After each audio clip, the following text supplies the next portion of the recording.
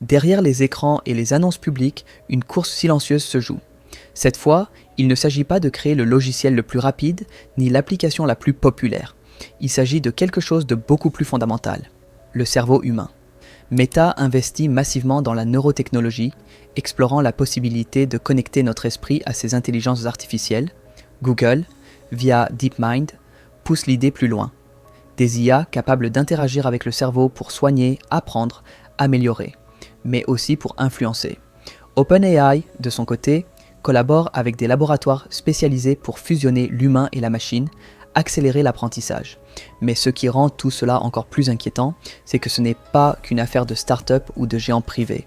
Les États-Unis, la Chine, l'Europe, tous investissent déjà massivement dans des programmes militaires visant le contrôle neuronal. En 2018, la DARPA, l'agence de recherche avancée du Pentagone, a lancé un programme appelé N3, Next Generation Non-Surgical Neurotechnology. Des millions de dollars investis dans 6 projets de recherche ultra ambitieux sur les interfaces cerveau-machine. L'US Air Force développe actuellement des interfaces qui utilisent la neuromodulation pour altérer l'humeur, réduire la fatigue et permettre un apprentissage plus rapide chez les soldats.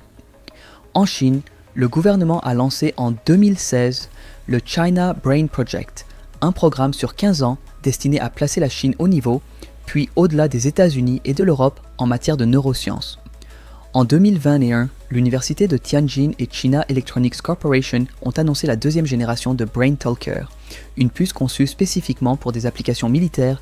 Israël, la Russie et d'autres puissances technologiques développent également leur propre programme d'interface cerveau-machine pour la défense nationale. Le cerveau devient un champ de bataille stratégique, comme une ville ou un territoire à conquérir. Un document de Rand Corporation pour le département de la défense américain l'affirme clairement, les interfaces cerveau-machine pourraient bientôt permettre à un soldat de surveiller sa charge cognitive, contrôler un essaim de drone ou piloter un avion de chasse F-35 par la pensée. Et la donnée neuronale devient la ressource la plus précieuse de notre époque. Chaque pensée, chaque décision, chaque apprentissage transformé en information exploitable. L'intelligence n'est plus un don naturel, elle se transforme en infrastructure mondiale et quelques acteurs pourraient décider de ce qui est appris, partagé ou retenu. La vraie question que nous devons nous poser, si notre intelligence devient une ressource contrôlée, que restera-t-il de notre liberté de penser ? Les implants cérébraux, la promesse. Imaginez un monde où un simple implant pourrait restaurer la mobilité d'un paralysé, redonner la mémoire à un malade d'Alzheimer, ou même permettre à un parkinsonien de marcher sans aide. Ce n'est plus de la science-fiction. Janvier 2024.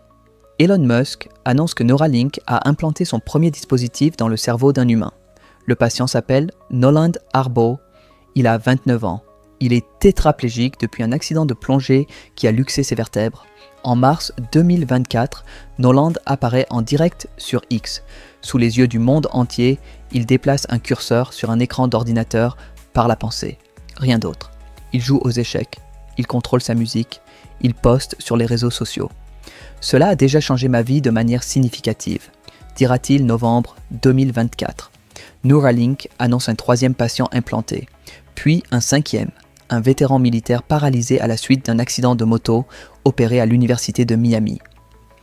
La société prévoyait d'implanter entre 20 et 30 personnes supplémentaires en 2025. Et ce n'est que le début. Neuralink vient d'obtenir l'autorisation d'étendre ses essais cliniques au Canada, au Royaume-Uni, en Allemagne et aux Émirats arabes unis. Le dispositif s'appelle le Link. C'est une puce plus petite qu'une pièce de monnaie contenant plus de 1000 canaux d'électrodes. Elle est implantée par un robot chirurgical ultra précis qui utilise des aiguilles microscopiques à peine plus larges qu'un globule rouge pour insérer des fils flexibles dans le cortex cérébral. La puce se recharge sans fil. Elle enregistre les signaux du cerveau et les transmet à une application externe qui les traduit en commandes informatiques. Neuralink n'est pas seul synchrone. Concurrent direct implante des patients depuis 2021. Précision. Neurosciences, Paradromix, BlackRock Neurotech, travaillant sur des technologies similaires. Au départ, le but semblait simple, aider ceux qui en ont besoin, réparer un cerveau malade, redonner des fonctions perdues. Mais très vite, la frontière a commencé à bouger. Ces implants peuvent faire bien plus que soigner. Ils peuvent augmenter nos capacités, apprendre une langue en un instant, calculer mentalement des équations complexes, communiquer par la pensée. En 2025, Neuralink a démontré quelque chose d'encore plus impressionnant, le contrôle d'un bras robotique multidimensionnel. Les participants de l'étude peuvent désormais atteindre, saisir, tenir des objets avec précision, uniquement par la pensée. Elon Musk lui-même ne cache pas ses ambitions. Il ne parle plus seulement de soigner, il parle d'améliorer les humains en bonne santé, de booster la mémoire, de créer une couche numérique symbiotique dans le cerveau humain, de fusionner l'intelligence artificielle avec la pensée humaine. Les géants de la tech rêvent de démocratiser cette technologie.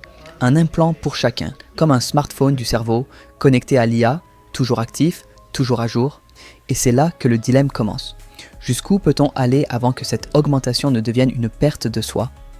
Si notre intelligence peut être modulée, optimisée ou même mise à jour, que reste-t-il de notre humanité ? Chaque pensée, chaque émotion pourrait devenir un produit manipulable, chaque cerveau une plateforme. Ce qui était un outil médical devient alors un instrument de pouvoir, capable de redéfinir la société et les inégalités à grande échelle. La promesse est incroyable, mais le piège est subtil. Et la question que nous devons nous poser, peut-on vraiment améliorer l'homme sans le transformer en quelque chose d'autre ? Les risques de se faire implanter. Tu penseras plus vite, mais penseras-tu encore par toi-même ? Les implants cérébraux promettent des capacités extraordinaires. Mais derrière cette promesse se cachent des dangers insidieux. Imagine que ton esprit puisse être manipulé à distance. Un hacker ne se contente pas de voler tes mots de passe ou tes photos. Il pourrait influer sur tes pensées, tes décisions, tes émotions, comme s'il jouait avec les fils d'un instrument fragile. Chaque mouvement mental, chaque réflexion, chaque souvenir pourrait devenir une information exploitée, analysée, monétisée, utilisée pour influencer tes choix. Ce que tu croyais privé, tes pensées les plus intimes, pourraient être transformées en un outil pour contrôler ce que tu penses et ce que tu fais. La publicité, la politique, même les croyances religieuses, tout pourrait être injecté directement dans ton inconscient, façonnant tes décisions sans que tu t'en rendes compte. Des chercheurs de l'IEEE et de plusieurs universités l'ont confirmé. Les interfaces cerveau-machine soulèvent des questions éthiques massives sur la propriété des données cérébrales, le consentement éclairé et le risque de manipulation cognitive. En 2024, le Government Accountability Office américain a publié un rapport alarmant. Sans cadre réglementaire unifié pour protéger la vie privée des données cérébrales, les entreprises qui développent ces technologies pourraient avoir accès à des informations sensibles sans que les utilisateurs en aient pleinement conscience ou y consentent. Et si le système tombait en panne ? L'implant censé augmenter ton cerveau pourrait devenir une prison, un dispositif dont tu dépendrais entièrement, te laissant vulnérable, incapable de fonctionner normalement. Certains participants à des essais cliniques ont déjà vécu ce cauchemar. Leur implant a été retiré après la fin de l'essai, faute de financement ou de support médical. Imaginez dépendre d'une technologie pour vivre normalement, puis la perdre du jour au lendemain.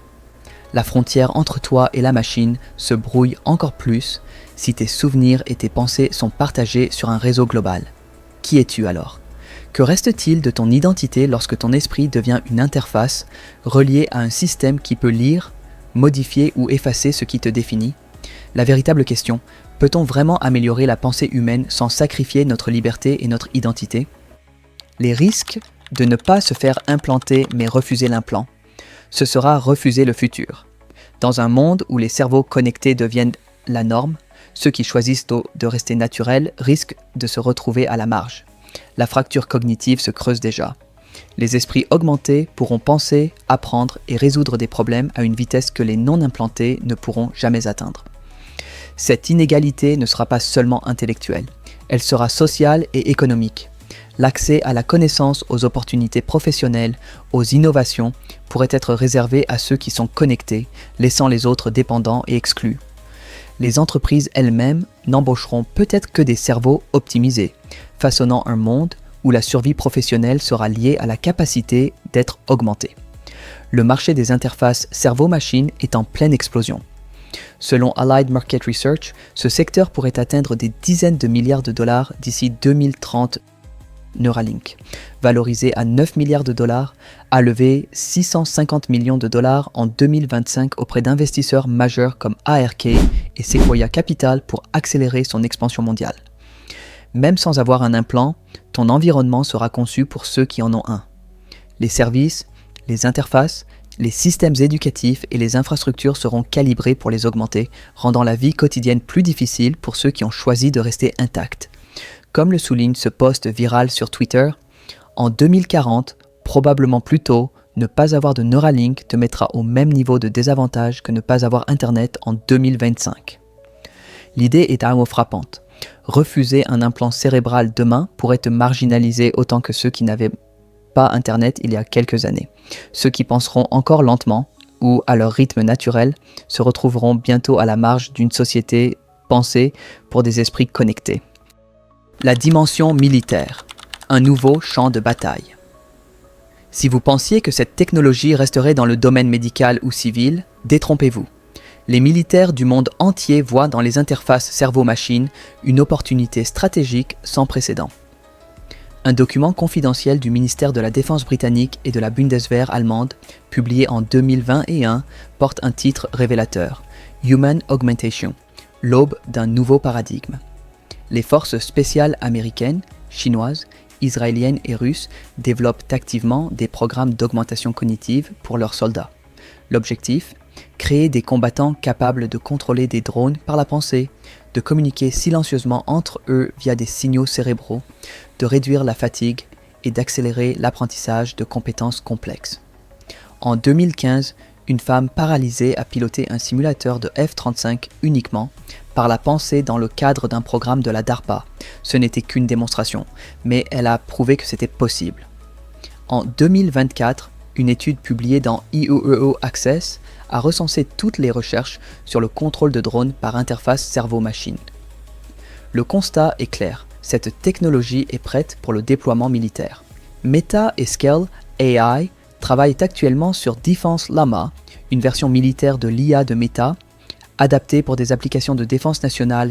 Scale AI a récemment signé un contrat avec le département de la défense américain pour développer des agents d'IA destinés à des opérations militaires. Le Comité international de la Croix-Rouge a publié en 2025 un rapport alarmant.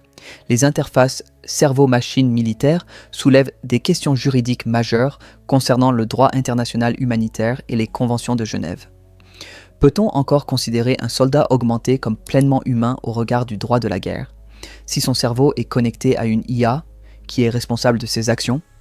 Et si cette technologie tombe entre de mauvaises mains, régime autoritaire, groupe terroriste, les conséquences pourraient être catastrophiques. Un chercheur en sécurité internationale l'a résumé ainsi. Les interfaces cerveau-machine représentent une nouvelle course aux armements, non pas pour contrôler des territoires, mais pour contrôler l'esprit humain lui-même. Le dilemme impossible. Nous voici face à un choix impossible. Accepter l'implant et risquer de perdre notre autonomie, notre intimité, notre identité même. Ou le refuser et être laissé pour compte dans un monde qui n'est plus fait pour nous. Pendant que beaucoup s'inquiètent des deepfakes et des assistants virtuels, d'autres travaillent déjà à fusionner cerveau et intelligence artificielle. Les premières puces neuronales ont été implantées chez des humains. L'objectif est clair, connecter ces cerveaux aux réseaux contrôlés par les géants de la tech et les gouvernements. Meta ne cherche plus seulement à savoir ce que vous pensez. Meta veut participer à la création de vos pensées. Le véritable pouvoir demain ne sera ni l'argent ni la force militaire conventionnelle. Il sera dans la maîtrise de la pensée humaine. Celui qui contrôle les données neuronales contrôlera l'avenir de l'intelligence elle-même. Ce futur n'est pas de la fiction. Il n'est pas de 50 ans, il n'est même pas de 10 ans. Il est déjà en marche. La question n'est plus si cela arrivera. La question est comment allons-nous y faire face? Et surtout, qui décidera de l'avenir de notre esprit?